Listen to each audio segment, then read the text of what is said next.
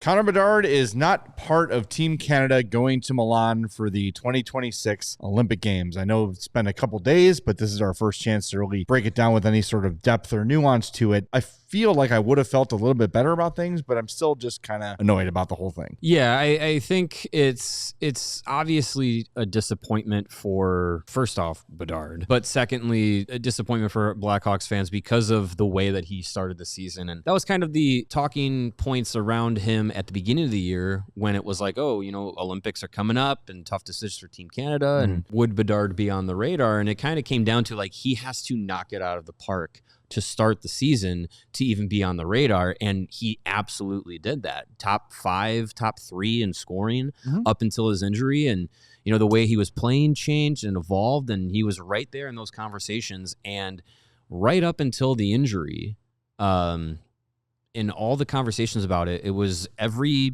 analyst and pundit and everything was just like, he's played his way onto the team. So for it to get to this point now, they make the decision and he's not part of the team. It's a letdown. And I think too, kind of the injury gave Canada an easy answer of like, okay, no, he's not going to be there.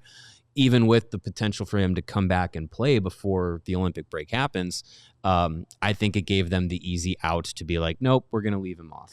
Well, and I know Doug Armstrong said that didn't play a role in the decision and that they had made the decision a while ago. Sure. Okay, so I don't trust any GM. Right, I don't really trust that, but let's take him at his word. Sure, just for the thought exercise here.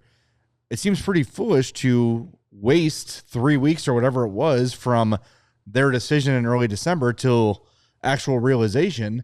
Because what if someone gets red hot in that time? What if someone, completely finds their game? I don't know. I think it's to rush through it is foolish. And look, Bedard, I'm looking here at the NHL's leading scorers. He is still 18th in the league in scoring.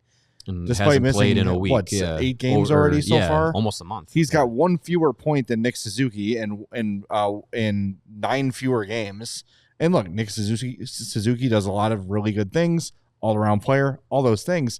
But when I look at the Canada roster and I see Anthony Cirelli and I see Mark Stone and I see all these guys and like, look, I get it. You want to build a team that's going to be able to defend and do all these things, and you want to build a team that's going to be able to adapt to a more physical game. Understood. I get all that stuff. But you've got a team already with the guys you've chosen that can do all those things. Sidney Crosby is a willing defender. Brad Marchand is a willing defender. Brandon Hagel is a willing defender. Go up and down the lineup. Yeah. When you've got those guys who do play a two-way game. Look, when Jonathan Toews made the team in 2010, of course, they love his offense, but the thought there was a guy we can count on to shut down the other team's top players. You've got that already in Canada. So to ask Anthony Cirelli and Mark Stone to come instead of Connor Bedard, who might be a little less defensively reliable than those guys.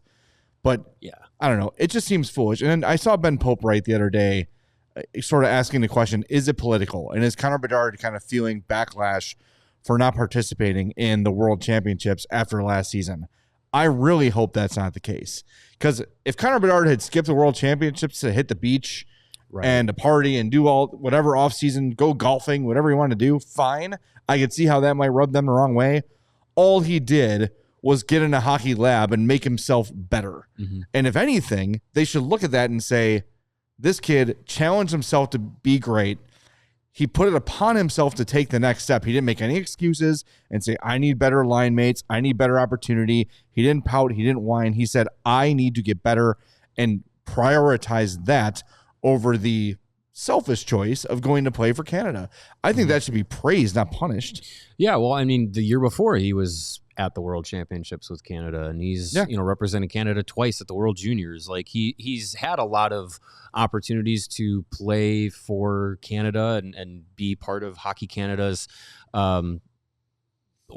be part of of representing them. And he was at the orientation camp. Like I don't feel like it was political. And even still, I think he has said multiple times, like, I didn't go to the World Championships because I was trying to better myself. with the goal of having a better season and the Olympics being on his radar. So like he made that choice with this bigger tournament, being honest, in mind. So I can't imagine that it was a Hockey Canada decision because he snubbed us for the World Championships, so we're going to snub him back. I don't think that was the case.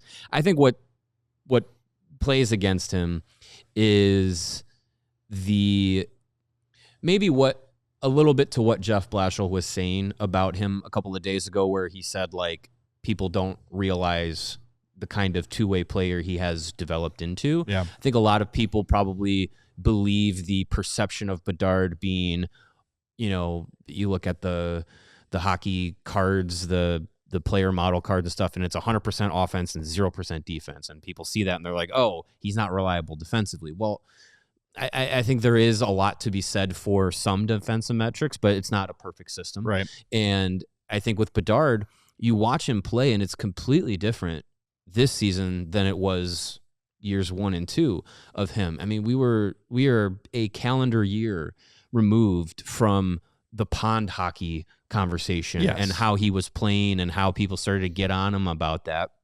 And that's probably partly what fueled his offseason. And then he comes in this year, and is he a Selke winner? No, but like he's completely bought into what Jeff Blashill has preached about winning hockey and those small details of the game that have made him more effective. And as Blashill said, like the record with and without Bedard kind of speaks for itself. And he's not just a guy who's going out there getting cookies and points. He's going out there impacting wins and losses. He's making a huge difference. And I would really hope, and I don't think they are, but I would really hope that GMs are not using hockey stat cards to make their decision on team. But I don't think so. I just feel like if you took the time to watch what Connor Bedard was doing this year, it's undeniable that he belongs on the Olympic team. And look, like I understand, maybe you want to give Mark Stone one last chance before he retires, and you want to give Tom Wilson a Lifetime Achievement Award for having a good career and somewhat reinventing his game a little bit and going from complete pud whack to part-time pud whack and really who can score 30 goals. And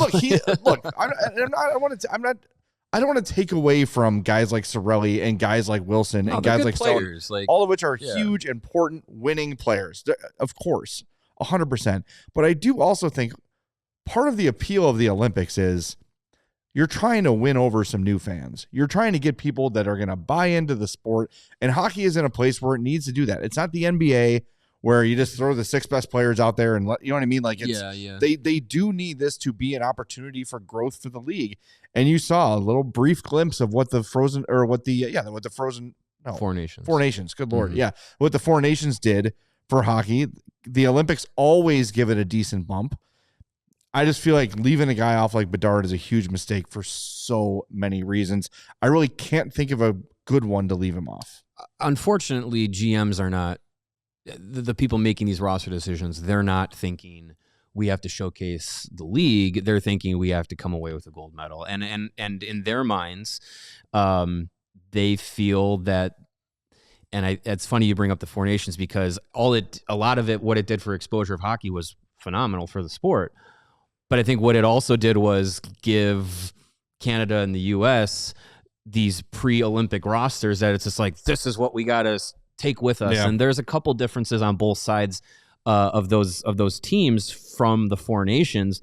But I think what we saw in that 3 games of hockey was under NHL rules, something we won't see in the Olympics, right, even if the rink is going to be much smaller than we're used to.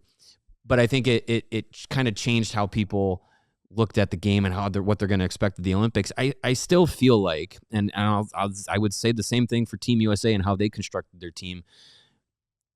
We continuously refer to the Olympics when it comes to the men's hockey is like best on best in the world, NHL, like best on best. You take the best players and the best team that you're going to put on the ice and your best chance to win. And I don't think you want to be like, who's a role player that can play a role? Like, if you have Sidney Crosby and you have Connor McDavid, whatever role you put them in, they will excel in that role. Yeah, and a lot of these guys up and down the roster for Canada, whatever role you put them. If you wanted to play Nick Suzuki on the top line, you could do that, Sure. and he could do it. If you want to play him on the fourth line, he can do that and will do that. Like we were talking about the 2010 Canadian team and how stacked that was. That was Joe Thornton playing like a bottom six role. Joe Thornton in his prime, like, you know, like these guys are so good that they will figure it out. And you don't need to have a guy who's primarily a grinder to go and play, be a grinder. Like go and put, if you want to, you could play Mitch Marner in a defensive role for Canada and he'll be just fine. Sure. Like a guy that can put up 100 points in the NHL can adapt and play a different role. You're down a goal late to USA, Finland, Sweden, whatever it might be in the Olympics, and you don't have Connor Bedard out there to help you tie that game. Yeah. I mean, I think feels like a mistake. Yeah, we'll see. I think Canada will be fine. I just think it is a big omission for sure. Agreed. Well, if Canada wins gold, we'll have to eat some crow, but they're not gonna. They probably will.